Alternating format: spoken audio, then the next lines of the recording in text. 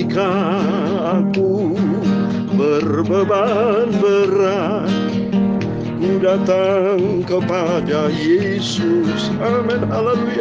Dia berikan damai dan sukacita, sejahtera dalam hatiku. Amin, haleluya. Ketika aku berputus asa, ku datang kepada Yesus. Amin, haleluya. Dia bebaskanku dan lepaskanku. Kini aku jadi baru. Haleluya. Yesus, Yesus Tuhan, mulialah namamu. Amin, haleluya. Ku tinggikan, ku agungkan namamu selama-lamanya. Amin, haleluya. Terima kasih Bapa. Ketika aku berputus asa, ku datang kepada Yesus. Amin, haleluya. Dia bebaskanku dan lepaskanku. Kini aku jadi baru. Haleluya. Yesus, Yesus Tuhan, mulialah namamu. Amin, haleluya. Ku tinggikan, ku agungkan namamu selama-lamanya. Yesus, Yesus Tuhan, mulia namamu. Amin, haleluya. Ku tinggikan, ku agungkan namamu selama-lamanya.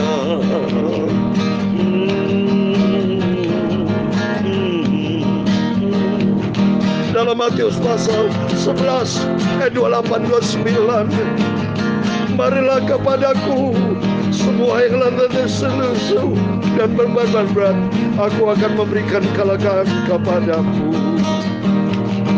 Pikulah-Ku yang kupasang dan belajarlah padaku, karena aku lemah lembut dan rendah hati, dan jiwamu akan mendapatkan ketenangan hanya di dalam Dia, Yesus Kristus. Haleluya. Yesus, Yesus Tuhan, mulia namamu. Amin, haleluya. Ku tinggikan, ku agungkan namamu selama-lamanya. Yesus, Yesus Tuhan, mulia namamu. Amin, haleluya. Ku tinggikan, ku agungkan namamu selama-lamanya.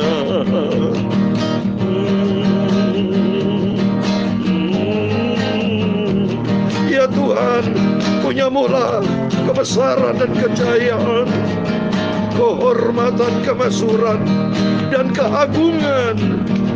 Ya, segala-galanya yang ada di langit dan di bumi. Ya Tuhan, punya mula kerajaan, dan Kau yang tertinggi itu melebihi segala-galanya sebagai kepala. Amin. Sebab kekayaan dan kemuliaan berasal daripada-Mu, dan Engkau-lah yang berkuasa atas segala-galanya. Dalam tangan-Mu lah kekuatan dan kejayaan. Dalam tangan-Mu lah kuasa membesarkan dan mengukuhkan segala-galanya. Sekarang ya Tuhan Yesus, Bapa kami bersyukur kepada-Mu dan memuji nama-Mu yang agung mulia. Mulia Engkau Yesus Tuhan, Mas segala-galanya. Engkau Bapakku, Juru Selamatku. Ku tinggikan, ku agungkan namamu selama-lamanya. Yesus, Yesus Tuhan, mulia nama-Mu. Amin, haleluya. Ku tinggikan, ku agungkan nama-Mu selama-lamanya. Ku agungkan, ku tinggikan nama-Mu Yesus selama-lamanya. Nama-Mu Tuhan Yesus kekal selamanya. Terima kasih Bapa. Berfirman Bapa sebentar. Layakan kami untuk baca firman-Mu. Sebab Engkau Maha Kudus, Maha Mulia, Maha Sempurna, Maha Agung, Maha segala-galanya Engkau Bapa. Kuduskan hidup kami di dalam firman-Mu. Terima kasih Yesus buat rahmat anugerah-Mu. Engkau sudah pelihara kami dari pagi sampai malam ini Bapa. Sebelum kami berbaring tidur, kami utamakan Engkau. Biar firman-Mu Kau simpan dalam hati kami, supaya kami hidup berkenan kepada Tuhan. Terima kasih Bapa. Sebentar layakan kuduskan kami hamba-Mu. Sucikan tubuh jiwa roh kami. Layakan sebentar kami baca firman-Mu. Dalam nama Tuhan Yesus kami hamba anak-Mu sudah berdoa. Haleluya. Amin. Puji Tuhan. Shalom dan selamat malam. Kembali kita bersyukur kepada Bapa kita Tuhan Yesus Kristus. Sebab hanya oleh rahmat dan anugerah Tuhan kita dipelihara, kita sudah dipelihara sama Tuhan dari pagi, siang sampai malam sebelum kita tidur. Jangan pernah bosan, tapi kita mau cinta Tuhan. Kita hari demi hari kita makin melekat dengan Tuhan. Hanya oleh rahmat dan anugerah Tuhan kita dipelihara sampai menjelang hari-hari akhir di tanggal 29 Januari saat ini tahun 2022. Sabtu besok lusa kita masuk ke akhir tanggal di bulan Januari. Dan besok selanjutnya akan memasuki hari raya Imlek tanggal 1 Februari. Biar hari demi hari kita jalani melangkah bersama dengan Tuhan. Dan jangan lupa besok harinya Tuhan hari Minggu. Setiap kita beribadah kepada Tuhan biarpun di tengah-tengah COVID Omikron ini. Setiap kita diizinkan Tuhan untuk beribadah. Mari kita mau lapar hauskan firman Tuhan. Datang baik secara onsite maupun online. Selagi ada kesempatan. Mari kita mau tingkatkan hubungan kita akrab dengan Tuhan. Supaya waktu kita jangan dibuang dengan sia-sia. Tapi waktu untuk hati kita melekat dengan Tuhan. Amin. Puji Tuhan. Mari kita kembali kepada firman Tuhan. Pada malam hari ini. Tertulis dalam 2 Korintus pasal yang terakhir. Bapak yuk kita bersyukur kepada Tuhan. Kalau tiap malam kita dipelihara sama Tuhan. Kemarin pasal 12. Sekarang pasal yang ke-13. Dari ayat 1 sampai 13. Berarti supaya selesailah Bapak Ibu ya. Kita datang kepada Tuhan Yesus dengan pujian tadi. Firman Tuhan katakan dalam Matius pasal 11. Marilah kepadaku semua yang letih lesu dan berbeban berat. Tuhan akan memberikan kelegaan kepada kita. Setiap kita tidak terlepas dari masalah. Tapi setiap pergumulan, setiap masalah yang kita hadapi, mari kita datang kepada Yesus. Jadikan Yesus sebagai Bapa yang sangat kita cintai. Boleh persoalan seberat apapun, boleh kita hadapi. Tapi kita berjalan bersama Tuhan. Hadapi masalah bersama Tuhan. Dan janji Tuhan, Dia berikan jalan keluar. Amin, puji Tuhan. Mari kita buka firman Tuhan dalam 2 Korintus pasal yang terakhir. Supaya besok kita memasuki kitab Galatia. Puji Tuhan, Bapak Ibu ya, kita bersyukur, terima kasih kepada Tuhan Yesus, sebab Tuhan Maha Baik, yang cinta kita semua, yang memelihara hidup kita. Amin. 2 Korintus pasal 13, ayat 1 sampai 13, demikian firman Tuhan. Ini adalah untuk ketiga kalinya aku datang kepada kamu, baru dengan keterangan 2 atau 3 orang saksi suatu perkara sah.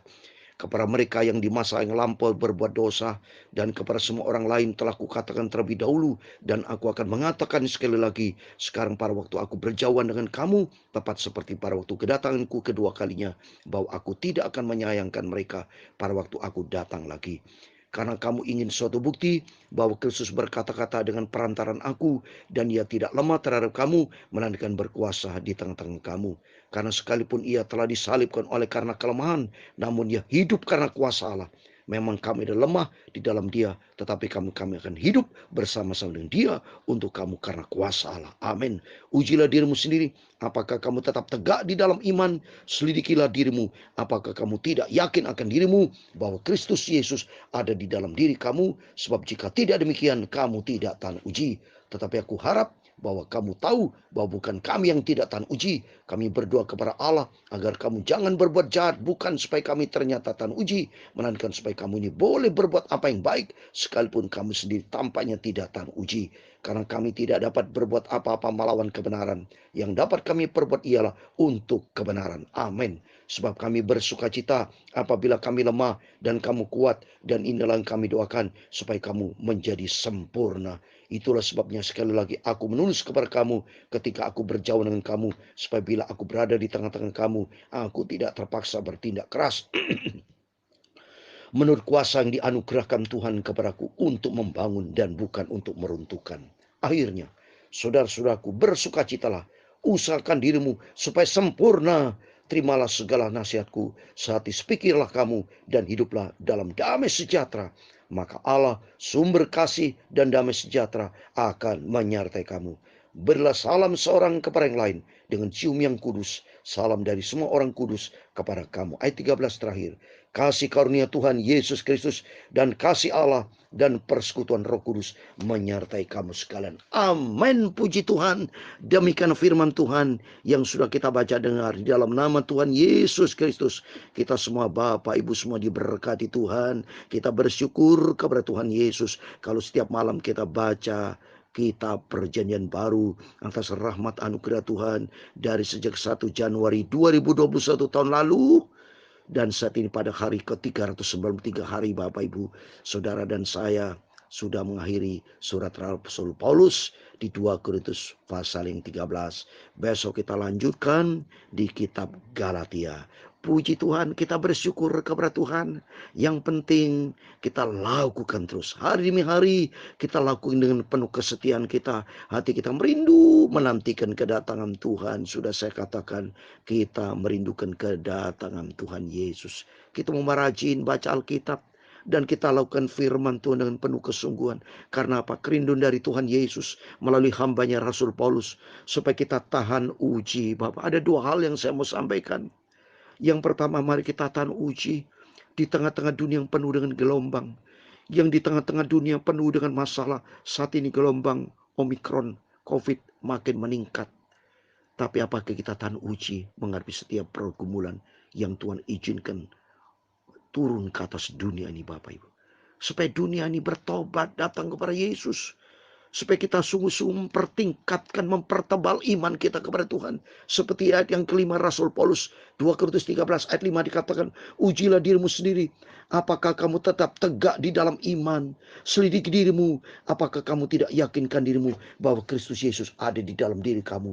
Sebab jika tidak demikian, kamu tidak tahan uji. Amin. Kalau Yesus tidak bersama kita, kita hancur, tidak tahan uji. Menghadapi gelombang dunia yang semakin parah ini. Dunia semakin kacau Bapak Ibu. Kalau kita lihat berita-berita televisi. Aduh. Mohon maaf. Kejahatan makin bertambah. Korupsi, perjinan, perselingkuhan, pembunuhan. Perselisihan. Semua terjadi kacau balau. Terjadi gempa. Termasuk saya dengar berita. Ya. Berita tentang Rusia dan Ukraina akan memasuki perang. Coba kita berdoa. Supaya kalau bisa jangan sampai terjadi perang saudara. Kalau sampai terjadi perang. Wah, saya ngeri juga, saudara. Karena khawatir nanti Amerika ikut-ikut, saudara. NATO ikut-ikut. Bisa menjadi awal perang dunia, loh, saudara.